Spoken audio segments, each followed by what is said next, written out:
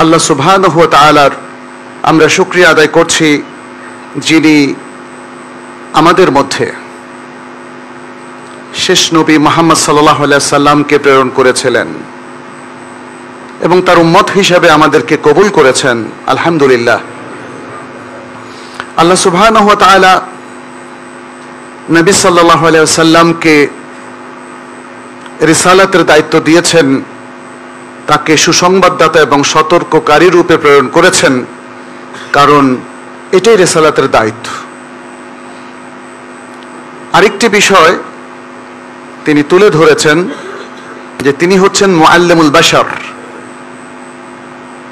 Teacher of the human being, সকল মানুষের শিক্ষক। যেমনটি সহিহ মুসলিমের মধ্যে বর্ণিত হয়েছে, তিনি বলেছেন ইন্নামা বাআসানি আল্লাহু মুআল্লিমান ওয়া মুয়াসসিরা, নিশ্চয়ই আল্লাহ সুবহানাহু ওয়া তাআলা তো আমাকে শিক্ষক হিসেবে প্রেরণ করেছেন এবং প্রেরণ করেছেন যাতে সবকিছু আমি সহজভাবে উপস্থাপন করি। সুতরাং রাসূলুল্লাহ সাল্লাল্লাহু আলাইহি সাল্লাম হচ্ছেন আমাদের আদর্শ, মুআল্লিমুল বাশার, মুআল্লিমুল ইনসান, মুরাব্বি, মুজাক্কি, এই সবগুলো গুণাগুণ তার মধ্যে ছিল। কোথায় পেলাম আমরা? আল্লাহ সুবহানাহু ওয়া তাআলার দেয়া ওহীর মধ্যেই এই নির্দেশনা রয়েছে। সূরাতুল আহজাবের 45-46 নম্বর আয়াতে আল্লাহ তাআলা বলছেন, ইয়া আইয়ুহান নাবিয়্যু ইন্না আরসালনাকা শাহিদান ওয়া মুবাশশিরান ওয়া নাযীরা ওয়া দাঈয়ান ইলাল্লাহি বিইذনিহি ওয়া সিরাজাম মুনীরা। হে নবী, নিশ্চয়ই আমরা আপনাকে সাক্ষীদাতা রূপে প্রেরণ করেছি এবং সুসংবাদদাতা রূপে প্রেরণ করেছি এবং সতর্ককারী রূপে, আর আল্লাহর অনুমতি ক্রমে তার দিকে আহ্বানকারী রূপে এবং আলোকবর্তিকা প্রদীপ রূপে আপনাকে আমরা প্রেরণ করেছি। সূরাতুল জুমআর 2 নম্বর আয়াতে আল্লাহ তাআলা বলছেন, হুয়াল্লাযী বাআসা ফিল উম্মিয়িনা রাসূলাম মিনহুম ইয়াতলু আলাইহিম আয়াতিহি ওয়া ইউযাক্কিহিম ওয়া ইউআল্লিমুহুমুল কিতাবা ওয়াল হিকমাহ। তিনি সেই সত্তা যিনি আনপড় নিরক্ষরদের মধ্যে তিনি প্রেরণ করেছিলেন তাদের থেকেই একজন রাসূল, যিনি তাদের কাছে তার আয়াতগুলোকে পাঠ করে শোনাবেন এবং তাদেরকে পরিশুদ্ধ করবেন আর তাদেরকে শেখাবেন আল কিতাব এবং আল হিকমাহ। এখানে নবী সাল্লাল্লাহু আলাইহি সাল্লামের বিশেষণগুলো আমরা দেখছি আল্লাহ নিজে ঠিক করে দিয়েছেন। কি সেগুলো? শাহিদ, মুবাশশির, নাযীর, দাঈ ইলাল্লাহ, মুআল্লিমুল কিতাব ওয়া মুআল্লিমুল হিকমাহ, মুজাক্কি এবং ইয়াতলু আলাইহিম আয়াতিহি, যিনি তাদের কাছে আয়াতগুলোকে তেলাওয়াত করে শোনাবেন, অর্থাৎ আয়াত তেলাওয়াতকারী। সুতরাং আমরা যে নবী সাল্লাল্লাহু আলাইহি সাল্লামকে প্রত্যেকটা কাজে আদর্শ হিসাবে ঘোষণা করছি, মেনে নিচ্ছি, তার মূল কথা হলো তিনি আসলে মূলত আমাদের শিক্ষক।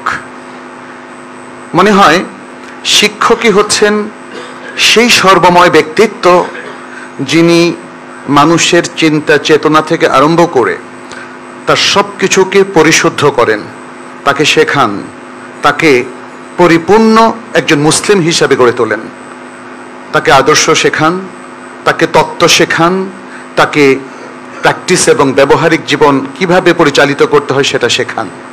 এবং এই কারণেই আল্লাহ সুবহানাহু ওয়া তাআলা তাকে মুআল্লিমুল বাশার করেছেন এবং অনেকগুলো আয়াতে এই কথাটি বলা হয়েছে। নবী সাল্লাল্লাহু আলাইহি সাল্লাম বলছেন, সহিহ মুসলিমের রাওয়ায়াতটি আমি আবারও বলছি, ইন্নাল্লাহা লাম ইয়াবআতনি মুআন্নাতান, আল্লাহ তাআলা আমাকে কঠোরতা আরোপকারী রূপে পাঠাননি, উগ্রবাদী রূপে পাঠাননি। মুআন্নাত মানে যার মধ্যে আনাত আছে, সবকিছুকে উগ্রভাবে উপস্থাপন করে, কাজের সময় সে উগ্রভাবে করে, কথা বলার সময় উগ্রভাবে করে, কঠিনভাবে, মনে হয় যেন এর মধ্যে কোনো সহজতা নেই। রাসূল সাল্লাল্লাহু আলাইহি ওয়াসাল্লাম বলছেন, আল্লাহ আমাকে এভাবে করেননি, বরং রাসূল সাল্লাল্লাহু আলাইহি ওয়াসাল্লাম এত শান্ত, সমাহিত, ভদ্র এবং এত মহান চরিত্রবান ছিলেন যে তাকে দেখলেই মানুষের কলজা জড়িয়ে যেত, তাকে দেখলেই মনে হতো এই পৃথিবীর অন্য সকল মানুষ থেকে ব্যতিক্রম, সবচেয়ে সুন্দর। তার মধ্যে শুধু ভালোবাসা, স্নেহ, মমতা সব কিছুতে ভরপুর, সুন্দর আখলাক।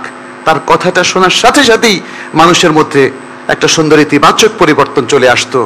যারা ঘৃণা নিয়ে, বিদ্বেষ নিয়ে তার কাছে এসেছিলেন, তার দরবারে প্রবেশ করেছিলেন, তারা প্রত্যেকেই তার সাহচর্যে প্রভাবিত হয়ে কতজন যে ইসলাম গ্রহণ করলো, ইতিহাস তার সাক্ষী।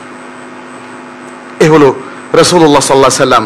সেই জন্য তিনি বললেন, আল্লাহ তো আমাকে এরকম কঠোরতা আরোপকারী উগ্রবাদী রূপে প্রেরণ করেননি, ওয়ালা মুতাআন্নিতান ওয়ালাকিন বাআসানি মুআল্লিমান ওয়া মুয়াসসিরান। এই অংশটার অর্থ আমরা আগে বলেছিলাম। আসলে এটা হচ্ছে সবচেয়ে সুন্দর পথ, সুন্দর পদ্ধতি, যার মাধ্যমে অন্ধকারকে দূরীভূত করা যায়, যার মাধ্যমে দুর্নীতিকে উচ্ছেদ করা যায়, যার মাধ্যমে অসৎ চরিত্র এবং অশ্লীলতাকে সম্পূর্ণরূপে মূলোৎপাটন করা যায়। এবং সেটি রাসূল সাল্লাল্লাহু আলাইহি সাল্লাম সাফল্যের সাথে করেছিলেন।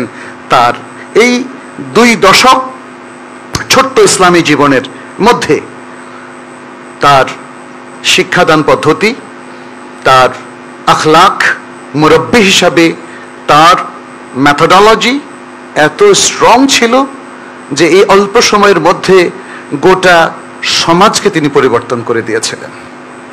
সমাজের প্রত্যেকটা মানুষ সাহাবা হয়ে গেলেন, তাই না? মদিনা সমাজের কথা মক্কা আমরা দেখতে পাচ্ছি।